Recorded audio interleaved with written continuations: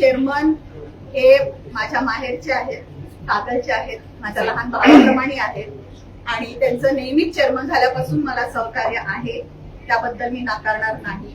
आणि म्हणून त्यांनी मला स्टेजवरती येण्याची विनंती केली आहे हे सुद्धा तितकंच खरं आहे.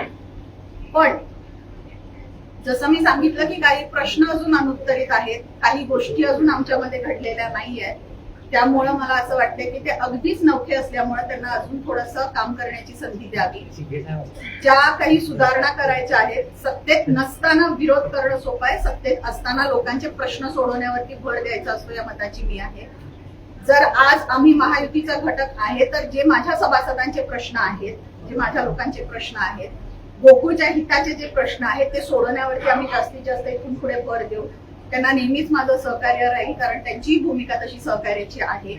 आणि त्याच्यामुळे इतकंच आज तुमच्या सर्वांच्या वतीनं मला सांगायचं आहे की उद्या सर्वसाधारण सभेसाठी काही शंकांचं निरसन झाल्याशिवाय जर मी गेले तर त्याचा अर्थ असा होईल की माझी पण या सगळ्याला मूकसंमती आहे आणि त्यामुळं उद्या स्टेजवरती न बसण्याचा निर्णय मी आज घेतला. सैन्य आणि पोलीस भरतीमध्ये 35 वर्ष अविश्रांत सेवा देणारी महाराष्ट्रातील एकमेव संस्था म्हणजे आदर्श करिअर अकॅडमी. प्रवेशासाठी संपर्क आदर्श करिअर अकॅडमी, बहादूरवाडी, तालुका वाळवा, जिल्हा सांगली.